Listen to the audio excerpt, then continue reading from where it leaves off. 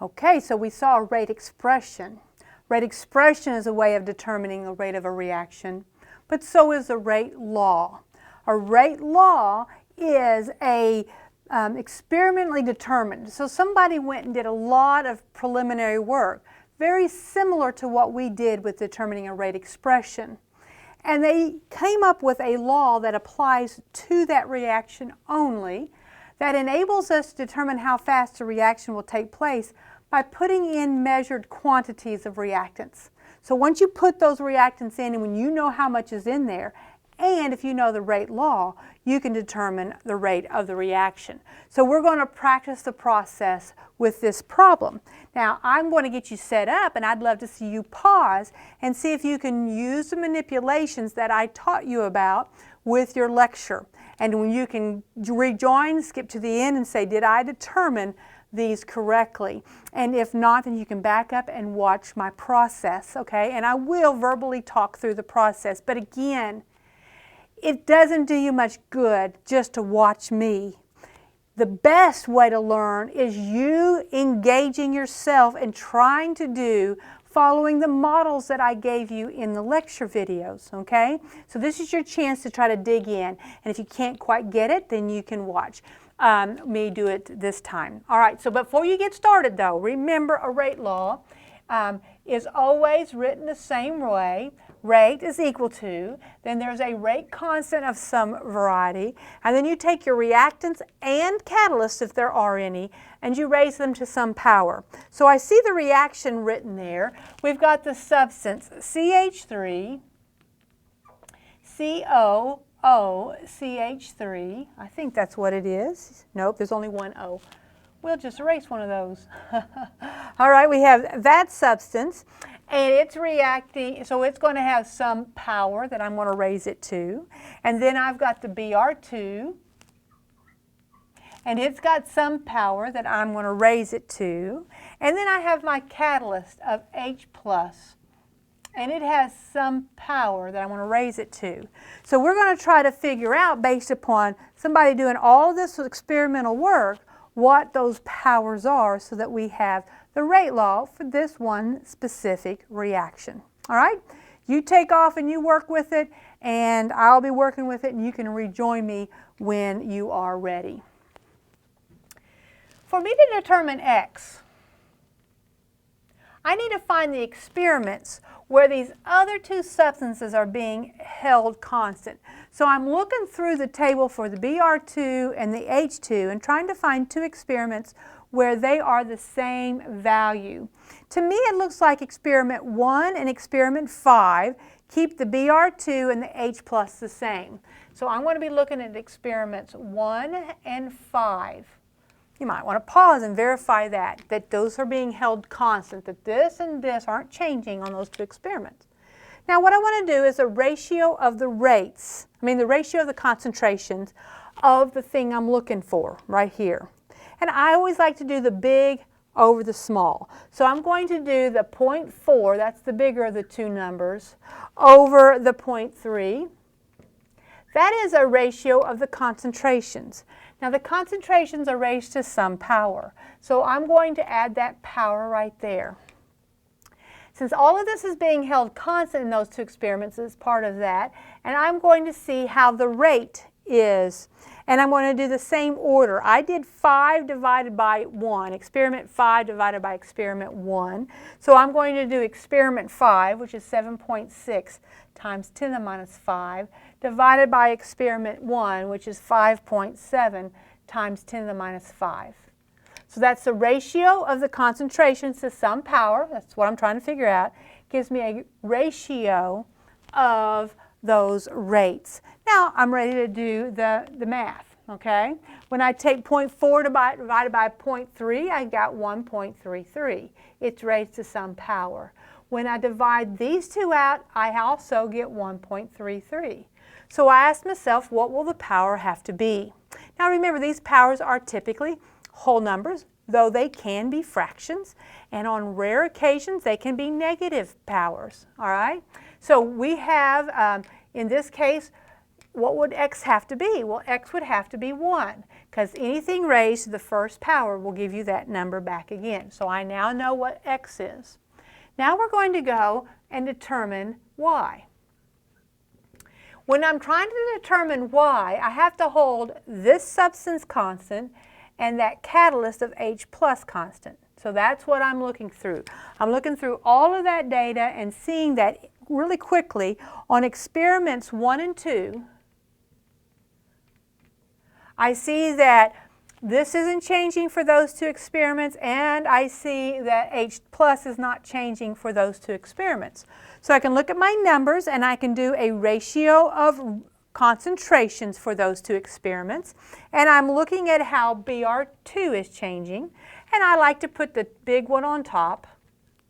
You don't have to, it's just generally that makes numbers that are easier for me to see right off the bat. So 0.1 divided by 0.05 to some power, and this is the one I'm calling y. Okay, so I did experiment 2 over experiment 1, and I'll do the same thing for the rates. Experiment 2 over experiment 1. Well, they just so happen to be the same numbers. So when I do a division here, I get 2 to some power gives me 1. So we have to figure out what that power is. Well, anything that gives you 1 out had to be raised to the 0th power, okay? Any number raised to the 0th power is 1. Since it did not affect the rate, it takes it out of the rate law.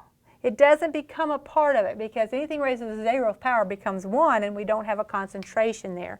So when we see that changing the concentration does not affect the rate at all, we know it had to have no effect in the rate law.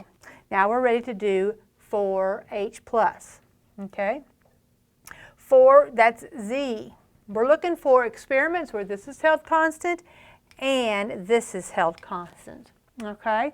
It looks to me like, and let me double check, experiments 1 and 3 fit that bill, okay? Experiments 1 and 3 hold this constant and the Br2 constant, and I'm going to see how the H plus changes. I'm going to do the large, okay, that's 0.1, over the small, 0.05, to some power, and I'm calling it Z. And this was experiment 3 over experiment 1. So I make sure I do experiment 3 over experiment 1. Okay.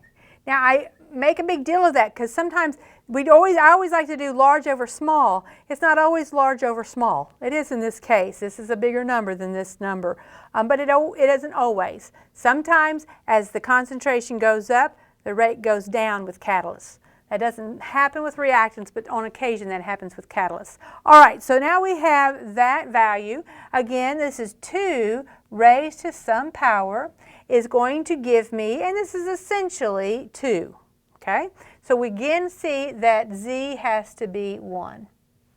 Very often, 1s, 2s, and 0s is what we get for these numbers. Though there can be halves, there can be negative 1s, but those are your common ones. So now I know the true rate law. This is not quite there yet. We go up here and we start replacing what we have determined here.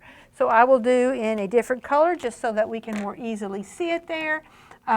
What we see is that the rate is equal to K CH3 CO CH3. I don't write the 1 in, okay? It's always assumed. I leave out the Br completely and H plus raised to the first power, which I don't write down. So there is the rate law. Now sometimes they will ask you to actually calculate for one of these, for an experiment, the value of K. So let's go ahead and at least set that up in this problem. If we wanted to determine the rate constant K, what we would do is take any one of those experiments, because it is a constant after all, and if it's a constant, you should be able to get the same number out. Now it might vary with experimental error, and the best K would be an average of them all, but we'll take one of them and let's plug some numbers in. So I'm just going to take experiment number 1. We have got a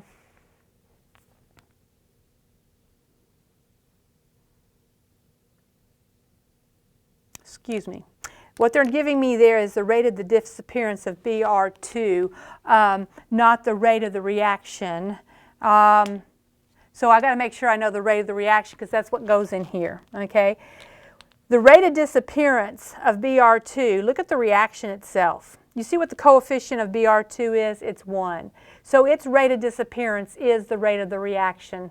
So it's okay, all right? As long as the rate of the reaction, the rate of disappearance of Br2 divided by its coefficient would give you the rate of the reaction, and they are the same. So I'm going to come down here in this space where I've got a little bit more room to write and put the rate of the reaction, which is 5.7 times 10 to the minus 5, and that's units of molarity per second, is equal to K, which I'm trying to determine, times the CH3COCH3, that value right there. So I'm going to take 0.3 raised to the first power, and the H plus is 0.05 raised to the first power. Now I'm going to write underneath here the units. I kind of gotten squinched right there. That's the units for these. And then I'm going to solve for K. Now when I solve for K, I'm going to bring those units over as well. So it's going to be molarity, seconds, and a couple more molarities because these are going to be coming down to the bottom. One of those molarities will cancel with the other, one of the other molarities, and that will give me the value.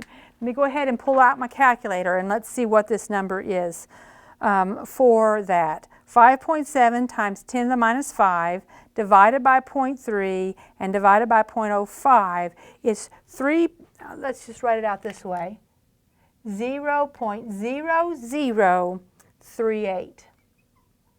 And the unit would be, the molarities canceling on the top will have 1 over seconds, and I still have one of those molarities on the bottom. It is usually written molarity first and the seconds later, so I didn't write it in its standard order. That is usually the way it's written. And anytime it's an overall second order reaction, and that's what this is, 1 and 1 gives you a second order overall, that will be the units of your K. Okay, 1 over molarity times seconds, because again, we'll bring our molarities over. One of these molarities will cancel with another one and leave me with one behind. Now, I said it's second order overall. Let's use some of our language.